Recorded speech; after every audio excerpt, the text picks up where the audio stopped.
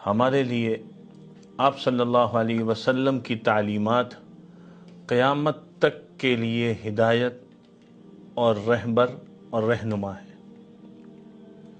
ان کو سامنے رکھ کر زندگی گزاریں گے تو زندگی آسودہ بھی ہوگی، چین والی بھی ہوگی اور برکت والی بھی ہوگی۔ آپ صلی اللہ علیہ وسلم نے حقوق کی ادائیگی سکھائی ہے۔ ایک حق اس میں اپنے ماتحتوں کا ہے، ملازمین کا ہے، غلاموں کا ہے۔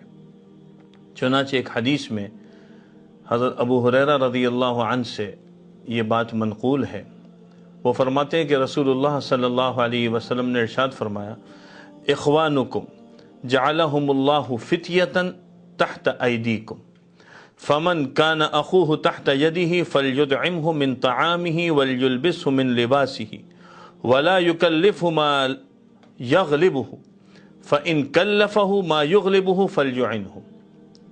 اس ارشاد گرامی کا مفہوم یہ ہے کہ یہ جو تمہارے غلام ہیں، باندیاں ہیں، اور آج کے دور میں ہم اس کو ملازمین کو بھی سمجھ لیں، ان کو اللہ نے تمہارا بھائی بنایا ہے۔ آپ صلی اللہ علیہ وسلم فرماتے ہیں کہ اللہ نے ان کو تمہارے ماتحت رکھا ہے، تمہارے ہاتھ کے نیچے رکھا ہے۔ اب ان کے حقوق ادا کرنے ہیں، ان کا بھی حق ہے، اور وہ کیا ہے؟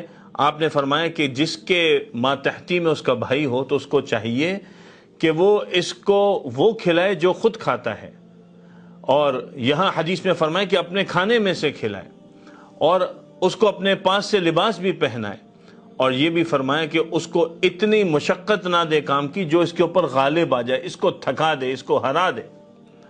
اور اگر کبھی ایسا کام آ جائے جو بہت مشکل ہو، جو وہ کر نہ سکے، تو فرمایا کہ اس کی مدد کرے۔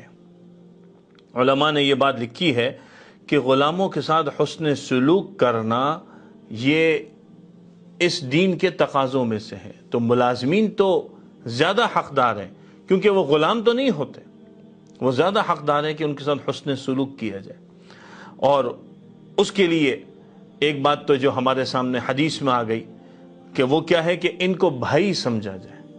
آج معاشرے کے اندر غلاموں کو بھائی نہیں سمجھا جاتا، یہ سمجھتے ہیں کہ ہم پیسے دے کے ان کو ہم نے اپنے پاس رکھ لیا ہے تو بس یہ ہمارے ماتحت، ہم جو چاہیں ان کے ساتھ کریں، جس طرح ان کی عزت کو تار تار کریں، جس طرح ان کو ذلیل کریں، جس طرح ان کے اوپر الفاظ کہہ دیں، کوئی مسئلہ نہیں ہے۔ ایسی بات نہیں ہے۔ اللہ کے رسول صلی اللہ علیہ وسلم نے اس بات سے بھی منع فرمایا کہ اپنے غلام پر تہمت نہ لگاؤ، اس پر باقاعدہ حدیث وارد ہوئی ہے۔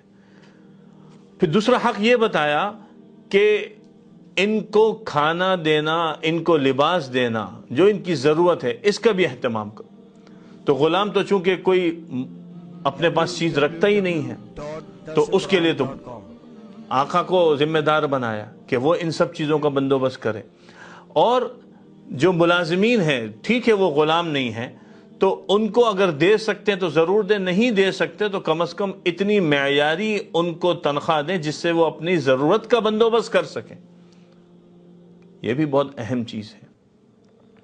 بعض دفعہ لوگ سوال کرتے ہیں کہ ہمارے ملازمین وہ مستحق ہیں، ہم کیا ان کو اس مال سے دے دیں جو مستحقین کو دیا جاتا ہے؟ تو علماء فرماتے ہیں کہ وہ زیادہ حقدار ہیں، ان کو اس میں پہلے حق دیا جائے اگر وہ مستحق ہے۔ آپ ادھر ادھر ڈھونڈتے پھر رہے ہیں، اگر یہ واقعتاً مستحق ہیں تو یہ پہلے حقدار ہیں، ان کو بالکل دینا چاہیے۔ اور اسی طرح ملازمین پہ ہاتھ اٹھانے کی اجازت نہیں ہے، ان کو مارنے کی اجازت نہیں ہے، بلکہ علماء نے یہ بھی لکھا ہے کہ اگر کوئی اپنے غلام کے اوپر ہاتھ اٹھاتا ہے تو 10 کوڑے سے زیادہ نہ مارے۔ یہ بات بھی نقل کی ہے۔ اس لیے ہمیں اپنے ماتحتوں کے حوالے سے بہت زیادہ محتاط رہنا چاہیے۔ ایک روایت جو حضرت ابو مسعود انصاری رضی اللہ عنہ سے منقول ہے، وہ فرماتے ہیں کہ میں نے آواز سنی کہ پیچھے سے مجھے کسی نے آواز دی، ابو مسعود جان لو، ابو مسعود جان لو۔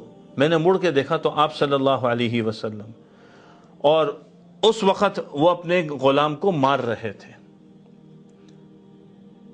تو جب انہوں نے مڑ کے دیکھا تو آپ صلی اللہ علیہ وسلم نے ارشاد فرمایا للہ اقدر علیک منک علیہ، کہ اللہ تمہارے اوپر زیادہ قدرت رکھتا ہے اس قدرت سے جو تمہیں اس کے اوپر حاصل ہے.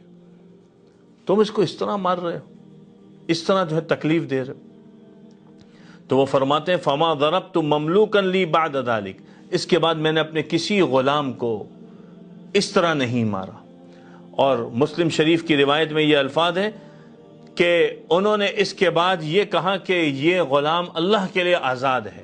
تو آپ صلی اللہ علیہ وسلم نے ارشاد فرمایا کہ اگر تم اس کو یہ آزاد نہ کرتے تو جہنم کی آگ تمہیں جھلسا دیتی. جہنم سے بچایا ہے. ہم اپنے دن بھر کے رویوں کو دیکھ لیں. حقوق کی بات سب کرتے ہیں لیکن اپنے ماتحتوں کے ساتھ کیا معاملہ ہے؟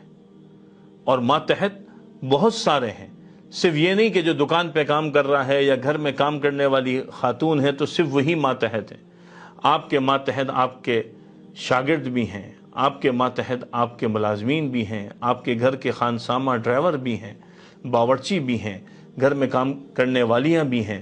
پھر آپ اگر کسی ادارے میں ہیں، چاہے وہ تعلیمی ادارہ ہے، تجارتی ادارہ ہے، چاہے وہ کوئی انڈسٹری ہے جہاں ایک بہت بڑی فوج ہے جس میں ملازمین کام کرتے ہیں، ان سب کے ساتھ حسن سلوک کی تعلیم ہمیں دی گئی ہے. قرآن کریم نے بھی جہاں حقوق کو ذکر کیا والصاحب بالجنب، تو اس کے تحت بھی علماء نے لکھا ہے کہ ملازم اس کا سب سے اول حقدار ہے. اور اللہ کے رسول صلی اللہ علیہ وسلم نے یہ بات فرمائی جو قرآن کریم کی اسی آیت میں الصلاۃ الصلاۃ وما ملکت ایمانکم، تو ما ملکت ایمانکم قرآنی آیت میں بھی موجود ہے کہ ملازمین ماتحت ان کے ساتھ حسن سلوک کرنا. یہ حقوق کی ادائیگی اللہ ہمیں عطا فرمائے تو معاشرے کی اچھی اصلاح ہو سکتی.